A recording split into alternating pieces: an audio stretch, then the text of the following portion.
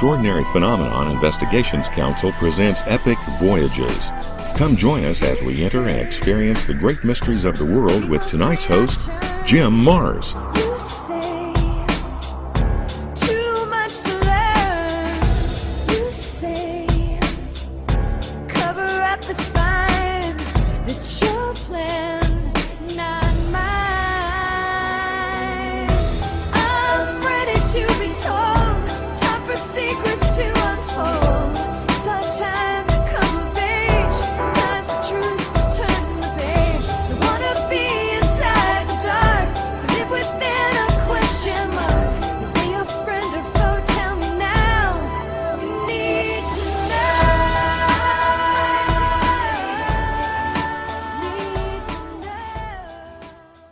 Howdy, this is Jim Mars, your permanent, floating, temporary, sometimes always present substitute host here on Inception Radio on the Epic Voyages. Wow. All right, everybody ready for an epic voyage? Because tonight we're definitely going to have an epic voyage. Because tonight with me is a fellow conspiracy theorist, which, as most of you know, means a conspiracy factualist. None other an American than citizen. An American citizen, someone who's been following conspiracies almost as long as I have, and Kenn Thomas. Kenn Thomas, writer, university library archivist, and editor and publisher of Steam Shovel Press, a political conspiracy magazine, which I've kind of kept up with for a number of years, and it kind of covers the whole spectrum. Kenn, it's a pleasure to have you with me tonight. Did I tell you what my new definition of a conspiracy theorist is? No, please let me know. Okay, a conspiracy theorist is someone who watches less television than you. So somehow or another, they know more. They read more. They read more, so they actually know stuff. Well, the motto, Steam Shovel Press's motto, of course, is all conspiracy, no theory. That's right. Well, it's like my thing is on theory is that if you can prove something, then it's no longer a theory, is it? Well, that's actually, really the kind of addition of something. Yeah. And most of the things we deal with, for example, right now, for years, when I tried to say there was a conspiracy to kill President John F. Kennedy, well, that was just a conspiracy theory. And yet, the last government investigation, the House Select Committee on Assassination, said there was probably a conspiracy. All the evidence points to conspiracy, and the latest polls show that 85, probably up to 90% of the public now believes, they're not sure who, what, or when, or where, but they do believe there was a conspiracy. So, in other words, it's not really a theory anymore. Right. Well, yeah, well, we kind of graduated into becoming theorists. We were originally conspiracy nuts. And then people kind of started paying attention to us a little bit, and then we became theorists. Before that, we were buffs. Buffs, yes. Yeah, but buffs. You know why they quit calling us buffs? Why is that? Because I went and checked up to find out where the word buff came from, and it actually came from the news media way back in the 1800s in New York City, when the volunteer fire department all wore these reddish-orange buff shirts, okay? And so when the fire alarm went off, they'd all go run off and run after the fire engines to help put out the fires. And so the term buff came to mean someone, a citizen, who actually knew a lot more about a specific subject than the rest of the citizenry. And so now you had Civil War buffs, okay, because they studied the war between the states, and they knew more about it than their neighbors. So once I realized what the definition of a buff was, I was proud to carry the title of a buff. Yeah, I know a little bit more about certain things than most everybody else. And so once that kind of began to sink in, and all of a sudden we weren't buffs anymore, You know, we Yeah, were once just we, we were yeah, conspiracy nuts. once you kind of got used to it and kind of accepting it, you were no longer that. But that's kind Yeah, of a good thing because even so, what you say is true. It does absolutely mean that you have a more advanced knowledge of a particular topic than something else. But at the same time, it kind of puts it on the same shelf with all these fanboys that are interested in Civil War or even comic books or whatever. right. Well, Is it buff? It's just a hobby of yours. And the Kennedy well, assassination is something different than that. The Kennedy assassination is about a very important aspect of our current political life. It's not absolutely. just a kind of a hobby that we That's trot right. Yeah. on. Yeah, Yeah. no, it's a and even back, I know back in my youth, comic books were considered just kid stuff, and anybody who would admit to reading a comic book must be a little on the dense side. And yet now, if you'll stop and think about it, where's all our latest blockbuster movies coming from? They're Well, comic books, Well, right? yes, and actually, this is a topic that I go off on many occasions. There's a big conspiracy behind the comic book business too. All of those multi-million-dollar profiteering movies based on comic book characters are for the most part derived from the work of one guy, Jack Kirby, who gets Yes. very little credit, and He his gets estate gets nothing. very little. And they are wrapped up in legal debates, and this guy Stan Lee goes out there and grabs all the credit, and it's this big conspiracy to keep credit away from the real guy that did the work. I know, but Yeah, so I is mean, that everywhere you turn, there's a conspiracy, right? but isn't that the way it is almost with all truly creative people? You know, Right. I They're don't know. too busy. They're too I busy doing the creative I work. They're too busy I doing don't. the. Yeah, I don't mean to claim for me, but I've had 4 New York Times bestsellers, and what do I get per book? Less than 6%. Yeah, I know. Yeah. And it's like, but wait a minute, I did all the work, and I wrote Right, the right, book. and of course all of us who write about conspiracies, and you particularly, I'm sure, get get charged with, oh, you're just making up these crazy stories to make a lot of money at it, To and make there are money. Yeah, yeah, yeah, there are yeah. any number of Oh things you yeah, can I've gotten so rich. Hey, That's I right. tell you, well, what my comeback is on that is What's that, that? hey, why do you think the New York Times prints news for you? Is it as a public service? No, it's so that you'll subscribe, so they can sell advertising, so they can make money. That's absolutely true. If you don't make money, then you're out of business and you're not doing any good anyway. Well, it So certainly does. everything, unfortunately, is based on making money. The difference is, are you making money on lies and deceit and half measures? Or are you making money trying to tell the truth? It's that simple, folks. Well, I remember And back in the days of when there were a lot of zines like Steam Shovel Press.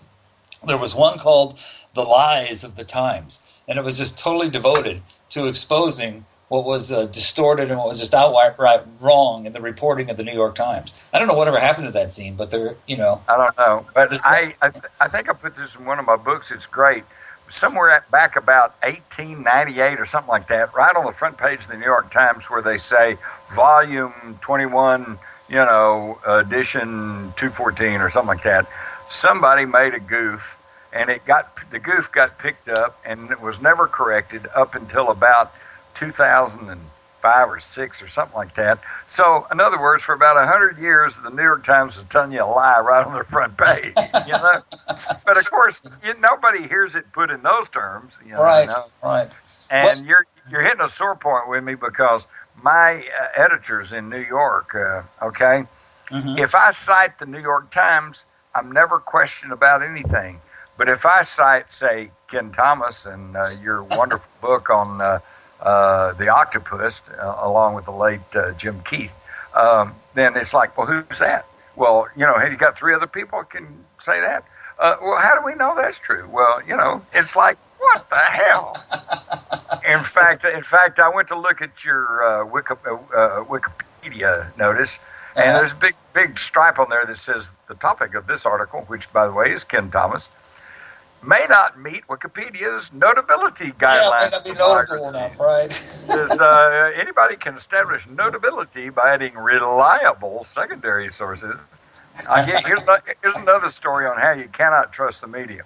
A few years back, I get called in the fall by a reporter for the New York Times. And he's doing a story on the Kennedy assassination. He wanted to get some kind of quote out of me on some aspect of that. And I said, okay, fine. And I was nice to him, and I answered and told him whatever it was he wanted to know. And then he said, okay, he said, by the way, he said, what city do you live in? And I said, well, I don't live in a city. He said, well, what town do you live in? I said, I don't live in a town. I said, I just live out here in an unincorporated area of rural North Texas, in Wise County. So I was trying to be joking with him and friendly. I said, yes, I'm out here in the country. I raise registered quarter chickens. And he fell for it. He said, well, what's a quarter chicken? And I said, 25 cents. just the cheap chickens, And I was just making a joke, okay? Right. Next thing I know, a few weeks later, all of a sudden, I've got all these people sending me this clipping out of the New York Times. And to the guy's credit, he did quote me correctly, but then he says Jim Mars, a chicken farmer in North Texas. He bought Now, wait a minute. It gets worse because having been in the mainstream establishment media for almost 50 years, another 20, 30, 40 years from now, and I'm dead and gone, and somebody's going to quote something I said, and they're going to say, well, you can't believe him. He was just a chicken farmer. And they're going, no, he wasn't. And they're going to say, sure he was. It's right here in the New York Times. And that's how these things get passed along, because it gets quoted somewhere and then it ends up in the newspaper file. And then the next guy writing about it looks at the file and copies the same mistake, and it just goes on and on and on. Well, yes, I remember this well. One time I wrote an article for the Washington Post. This was at the beginning of the Clinton era. It was called Clinton Era Conspiracies. And it just laid out, it was like in the Outlook section, it was a page long, and it laid out everything that I saw that was going to be coming in terms of conspiracy issues. And, I sold that to the Washington Post. And months after that, I sold the same article, because I was under no obligation to, I didn't give them an exclusive right to it. I sold the same article to Hustler magazine.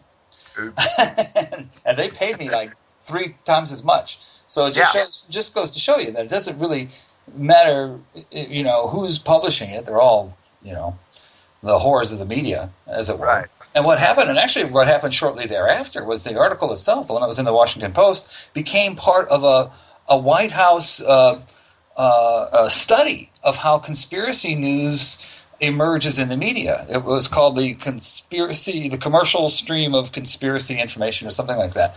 And it talked about how the European press would pick up stories in the American press, and then the American press would then report on the stories that were in the European press, and somehow this was a phony dynamic, and this is what caused all these bogus conspiracy stories to come out. And the first article that was in there was the one I had written for the Washington Post. Well, what they're not pointing out there, though, is that, they have DARPA, and they have various agencies of the CIA and other, alphabet agencies here, whose sole job is to sow erroneous propaganda to foreign media outlets. And their argument is, well, that's okay, because we're not doing it to the American public. We're just doing it to our potential enemies overseas. But what they never point out is that they get those bogus articles printed overseas, and then our so-called legitimate media picks them up and runs them like they're real articles here, and we're getting as propagandized as our so-called enemies. That's right, but it's a patriotic thing, though. I mean, it's a total bogus manipulation of the media, but we're doing it for the sake of America. So that's right. We should be forgiven for it. To make America secure and safe. It's crazy. For freedom. Right. And the First Amendment. Right. So sit down and shut up and don't question authority. That's exactly right. I was thinking about this. One of the latest bits of news about the Kennedy assassination is that Clint Hill has that new book out about his years with Jackie Kennedy, the Secret Service agent who pushed Jackie back in. And it's very interesting because he believes the shots came from the book depository, and he doesn't for a second question, what happened that day, even though it just totally defies common sense and common logic. And I think what's actually going on there is that he's trying to be a loyal American. He's trying to say that, this is the official government view, so therefore, even though it's not the official government view, I mean, the Warren Commission has since been superseded by the House Committee. Mm-hmm. Yeah, and he's sitting there because it's the loyal American thing to do to distort the truth. He's going to do it. But what I've been telling my listeners when I'm on radio shows is to do a simple common sense thing. Put both your hands behind both of your ears. And what Clint Hill believes is that the shots came from up above and behind the right side, and that somehow the material jettisoned out the left side. You just put your hands behind your ears and just to see how illogical it is that the bullet somehow turns around inside of his head. Because that's what he's saying. He's saying that Jackie Kennedy, and actually the news outlets were trying to make out like this is news, that Jackie Kennedy was trying to recover part of the scalp or part of the brain, which has long been known. But it's a story that's long been known. But if you just, even if you believe it, Clint Hill doesn't say, well, despite how counterintuitive this is, that, in from the right, out to the left, this is what I think happened. He just simply as an article of faith. Yeah. Because he's a loyal American and a loyal Secret Service agent. He's not arguing from logic or from empirical evidence or anything like that. He's a good Secret Service agent. He paid his prostitute. You've been keeping up with the news. Yeah, that's right. No, here's the thing. I think you're right. I think Clint Hill wanted to be a loyal American and stick with the establishment story. Plus, let's face it, he probably likes his retirement. Okay. Well, yes. He likes that government pension. And you can go everywhere from Kennedy to 9/11. People have been threatened with losing their retirement if they talk out. That's right. Yeah. But the basic story on Clint Hill was, and here's the thing to remember, because this to me is really interesting. Clint Hill was not supposed to be there. Okay, he was not in the original Secret Service contingency that was going to go to Dallas. It was only at the last minute that Jackie Kennedy says, well, I really like Clint Hill. I want him along. So as the last minute, he suddenly added to the Secret Service detail. And when the shots start firing, all the rest of them just stand around. And it was only Clint Hill who tried to respond and tried to rush up and tried to protect the president. Isn't that interesting? That's right. Everybody else kind of stood down. Yeah, and since he was there at the behest of Jackie, he was almost as if he was out of the loop. Yeah, he was out of the loop. Yeah. But since he's now, adhering to the party line, obviously he's been brought into the loop. Well, he also went through a period of mental problems, depression, and part of even his current narrative is that. He turns it into, I could have done something, but I bet you it's a whole complex.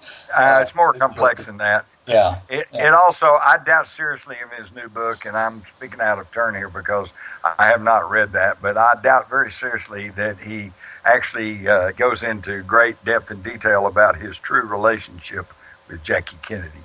Yeah, if I'm not mistaken, I remember hearing stories years ago that they had an affair, and I don't think that if that's what he says in the book, that's certainly not the headline. I mean, the headlines are just old news stuff that we've heard many times, and you don't hear CNN. Now, speaking of writing something just to make money, why would some of these Secret Service guys come out of the woodwork 50 years later and write a book that only rehashes the Warren Commission? Doesn't add anything to the knowledge that we have about the Kennedy assassination. Why would they do that? To make money selling a book, okay?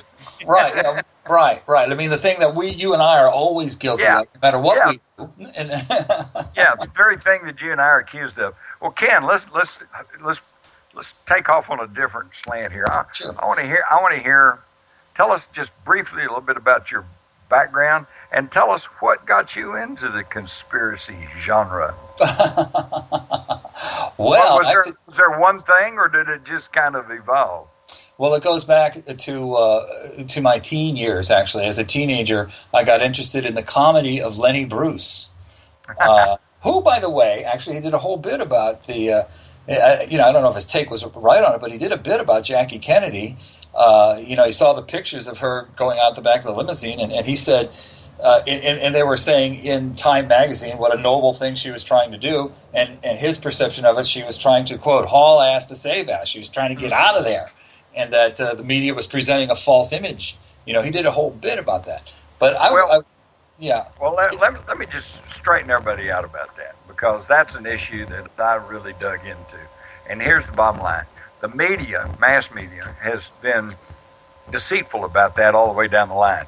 They've argued that she was trying to escape the car. They've argued that she was trying to help Clint Hill in. They've argued that Clint Hill was jumping up trying to push her back in. And none of that's true. If you go and look at the thing in slow motion, really study it, and then look at the testimony of the Parkland nurse and the doctor at Parkland, Jackie Kennedy, at the time of the shooting, crawled under her own power onto the rear deck of the car, braces her left hand, reaches out with her right hand, and picks up a piece of the president's skull. And then, under her own power, crawls back into the limousine. Meanwhile, Clint Hill, who, whatever purposes for jumping on the limousine, meanwhile, it starts accelerating, and it's all he can do just to hang on, okay, right, and slowly pull himself into the car. Now, when she got to Parkland, she was sitting in the hallway, and a nurse came by, and quite pathetically, she held out her hand with this little piece of skull, and she said, "Here, will this help?" And that was recorded by the nurse and a doctor at the time. Yeah. And that is the truth. Yeah, that is so sad. That's so sad. But, yeah. But anyway, at the time, just actually a couple of years before he died, Lenny Bruce did this whole, his perception of it was she was hauling ass to save ass. Right. And that the media was trying to make her out to be heroic and trying to get people to live up to a heroic image that was false. And this, you can see this in the Dustin Hoffman movie about Lenny's life. He does that whole bit. And I got this interest in Lenny Bruce because I just thought he was funny. And I've been a lifelong fan of Lenny Bruce. And it just so happens that Lenny Bruce's, quote, autobiography was ghosted by Paul Krasner. Who published? So I started getting into Krasner. He published The Realist, and Krasner knew Mae Brussell, and so through that chain of links, Lenny Bruce, Paul Krasner, Mae Brussell, who is the patron saint of conspiracy people, really? dragged me into it. You got off to the right start, that's for sure. That's exactly what happened, and then over time, and I was a great consumer of this kind of information, just totally bored with what's is being fed through the media that was obviously so false. And then over time, May died, and there was for a long time a journal called Critique, which published a lot of conspiracy material that I loved. I thought was great, and the founder of that magazine, joined a cult. And then converted the magazine to the homilies of his guru, and that was gone. And then May died, and it seemed at that point that the whole movement, the whole idea of an alternative press and of conspiracy writing and parapolitical study was just about ready to go under. And that's how I started Steam Shovel Press. Originally, Steam Shovel was just it's kind of a literary magazine that I used to send to publishers to get free books to review. But after that happened, I did a call for papers and turned it into a magazine about parapolitical research and writing. And, of course, it's been so successful that now you're a multimillionaire and have a huge palace somewhere in the Hollywood Hills, right? Well, what I have, is a global network of really good people, thinkers and witnesses and observers and analysts and heroes of a whole underground effort to overthrow the nonsense of the mainstream media and the oppression of the institutions that that are just working against humanity. And I'm happy to be a part of that. It might be small. We may all be broke, but at least if you're like me, you can look at yourself in the mirror in the morning and say, at least you're trying to do something. That's exactly right. That's exactly right, and that's got that reward has to mean a lot to you if you if Yeah, you're going to keep yeah. this up. I don't tell anybody, hey, this is the path to wealth and riches. No, not a chance. This is the If you path. like, if you like to be reviled and have brickbats thrown at you, this is the way to go. That's right. That's right. Well, Ken, let me ask you this. One of the things I know that you've been working on here recently, actually not recently, it goes back many, many years and seems to be kind of the overall umbrella over all of these conspiracy theories.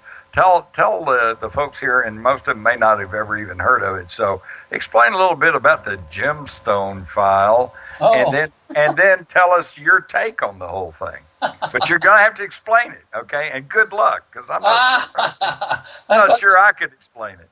I thought you were going to say the octopus. I thought I was going to have to explain the octopus. Oh, well, I understand the octopus. I want to hear about the Gemstone File. Well, the Gemstone File is just this. As you know, it was just an outline, a historical outline of the life and career of Bruce Roberts, who created these artificial gemstones that he felt were shanghaied by Howard Hughes.